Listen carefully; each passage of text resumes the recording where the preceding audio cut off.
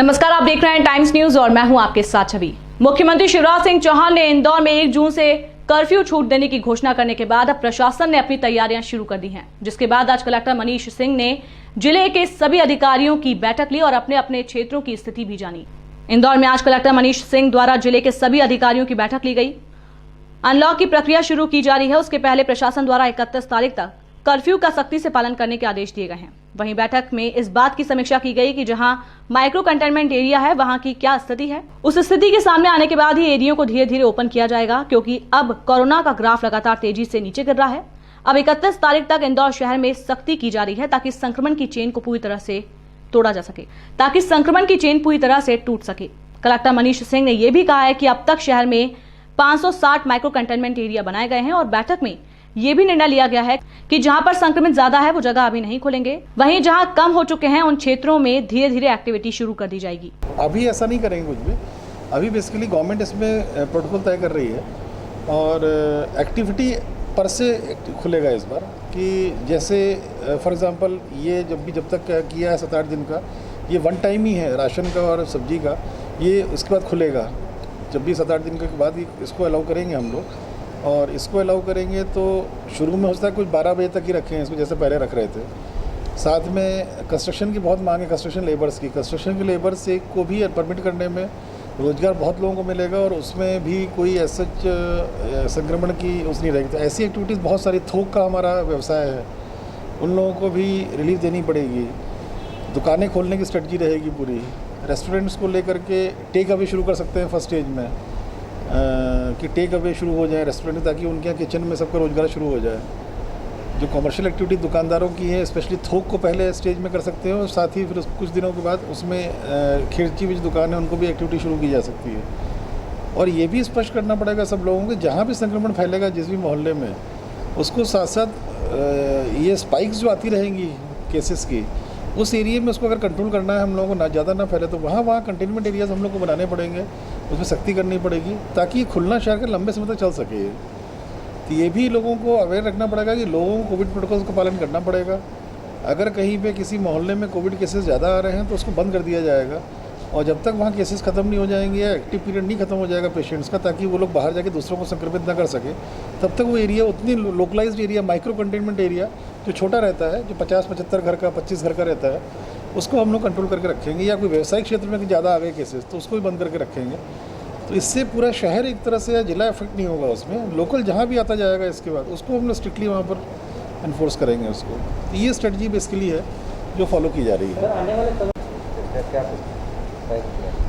कल माननीय मुख्यमंत्री जी का दौरा था, उनका ये निर्देश था कि जो म्यूकोरमाइकोसिस के जितने भी पेशेंट्स आ रहे हैं उनको पहले स्टेज में ही आइडेंटिफाई करने के लिए ये आवश्यक है कि कोविड के निकले हुए जितने पेशेंट्स हैं उनको इंटेंसिव उनकी सघन जांच की जाए, जिसमें कि नेसल एंडोस्कोपी बहुत इंपॉर्टेंट रहती है। माननीय मुख्यमंत्री जी ने ही निर्देश दिए हैं ये, और उसी के तहत हम लोगों ने मीटिंग ली है पूरी। और राधा स्वामी का एक हिस्से में हम लोग पोस्ट कोविड केयर सेंटर बना रहे हैं। वहाँ पर नेसल एंडोस्कोपी की मशीनें रहेंगी, वहाँ पर उसके लिए एक्सपर्ट डॉक्टर्स रहेंगे ENT के जो करते हैं ये। और इसके अलावा जो पोस्ट कोविड रिहेबिलिटेशन के जो इश्यूज़ आते हैं वहाँ ऑक्सीजन कंसनट्रेटर्स रहेंगे। किसी को अगर ऑक्सीजन की रिक्वायरमेंट आ रही है पोस्ट कोविड तो वहाँ आ सकता है, उसको जब तक रहना रह सकता है, वह केयर करेंगे, पूरे मेडिकल स्टाफ है। इसके अलावा अगर रिहेबिलिटेशन में फिजियोथेरेपी की ज़रूरत पड़ती है तो उसके लिए भी वहाँ पर हम लोग आवश्यक सुविधाएँ दे रहे हैं, ताकि एक पोस्ट कोविड सेंटर के रूप में सभी सुविधाएं जो दी जा सकती हैं एक अलग अलग तरह के पोस्ट कोविड पेशेंट्स को, वो सारी एक जगह मिल जाएं। उस मकसद से इसको किया गया है। सर, एक बड़ा वायरल हो रहा है, इसका कारण क्या है? हमने जैसे कल से सख्ती बढ़ाई है, क्या अब हम फील्ड पर भी सख्ती को और बढ़ाने जा रहे हैं? देखिए, इंदौर की स्थिति में काफ़ी तेज़ी से इम्प्रूवमेंट हो रहा है और शासन की मंशा ये है कि अब 1 जून से ग्रेजुअल खुलना शुरू करना चाहिए।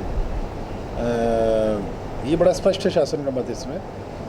इसलिए जो अभी पॉजिटिविटी डेली कम होती जा रही है, जैसे 9% के आसपास, 9.5% के आसपास पॉजिटिविटी आ गई है, जो अप्रैल में एक बार 22% तक शूट की थी।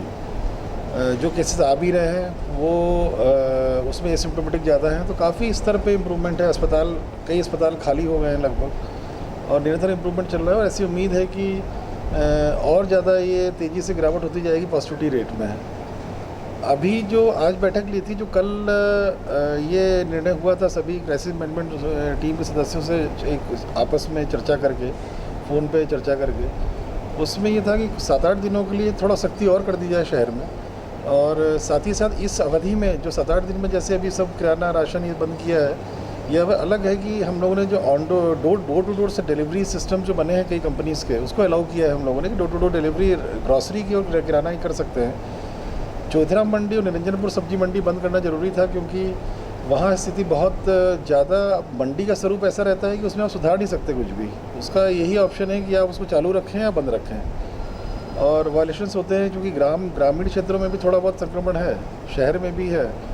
तो इसीलिए निर्णय लिया गया है कि अब जब शहर बहुत हद तक ठीक हो गया है और अगर 1 जून से खोलना है शहर को, ग्रेजुअल खोलना शुरू हो जाएगा, तो उसके लिए एक बार 7-8 दिन का थोड़ा सख्ती करके और कंटेनमेंट एरियाज आइडेंटिफाई कर लें। इसीलिए आज बैठक ली थी सारे पूरे ज़िले के अधिकारियों की कि किस जगह पे कितनी संक्रमण दर है। गाँव की पूरी एनालिसिस हुई है आज, चारों सब डिवीज़न, चारों ब्लॉक के गाँव की एनालिसिस की गई है, शहर के सभी हिस्सों की गई है कि कहाँ कहाँ संक्रमण दर ज़्यादा है, कहाँ पॉजिटिविटी रेट ज़्यादा है, कहाँ केसेस ज़्यादा आ रहे हैं। जहाँ केसेस ज़्यादा आ रहे हैं उसको कंटेनमेंट एरिया बना के स्ट्रिक्टनेस करना, उसके अंदर स्क्रीनिंग करना, डिटेल उनकी सैम्पलिंग कराना उनकी, ताकि 31 मई तक ये क्षेत्र हमारे सेटल डाउन हो जाए, ठीक हो जाएंगे। जो हम लोग जब ट्रीटमेंट करते हैं कंटेनमेंट एरिया बना करके, उसमें बहुत सारे प्रोटोकॉल्स रखते हैं जो फॉलो होते हैं। उन प्रोटोकॉल्स के तहत काफ़ी इंप्रूवमेंट आता है, लोगों में भी अवेयरनेस आती है, सतर्कता आती है, जो कंटेनमेंट एरिया बनाया जाता है।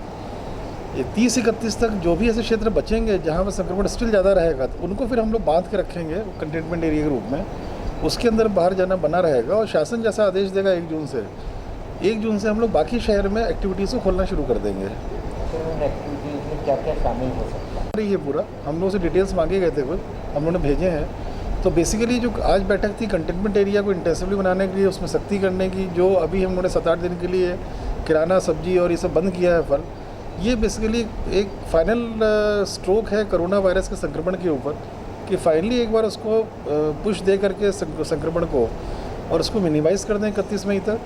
31 मई के बाद जिन क्षेत्रों में ज़्यादा है उन क्षेत्रों को कंटेनमेंट एरिया में उनको बांध के रखें और बाकी शहर में एक्टिविटीज़ को खोलना शुरू कर दें। उसकी तैयारी हो रही है 1 जून से खोलने की। बेसिकली कितने कंटेनमेंट है ब्लैक फंगस के उपचार के लिए, क्या कुछ जिला प्रशासन ने इस पर संज्ञान लिया? मैंने जो जानकारी एकत्रित कराई थी, इसमें रिपोर्ट आ रही है मेरे पास में, तो ये ज़रूर है कि दिया है इसमें उन्होंने, पर उनका ये कहना है अस्पताल का कि सब जो एक्चुअल ट्रीटमेंट होता है उसमें जो भी मेडिसिन आती हैं वो मेडिसिन की एक्चुअल कॉस्ट रहती है, और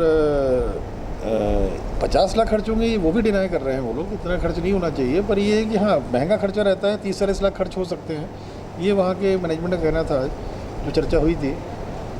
पर इस तरह से एस्टिमेट देना गलत है, जो एस्टिमेट दे दिया उन्होंने।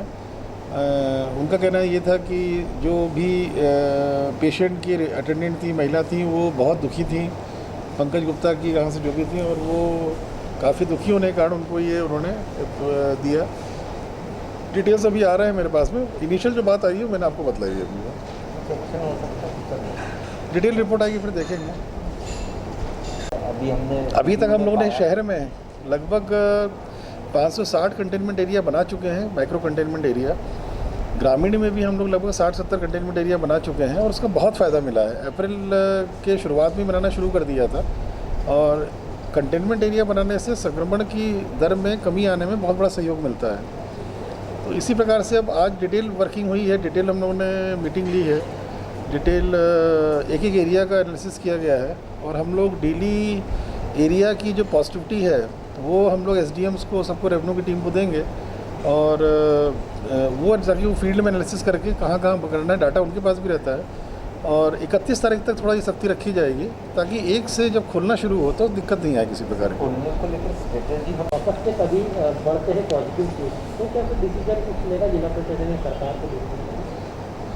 अभी ऐसी स्थिति नहीं लग रही है कि पॉजिटिव केसेस बढ़ेंगे। जिस प्रकार ट्रेंड चल रहा है और जिस प्रकार का एक जनता कर्फ्यू था, जनता ने जो सहयोग किया है इसमें लगातार ट्रेंड नीचे का जा रहा है, और काफ़ी लंबे समय से जाना शुरू हो गया है।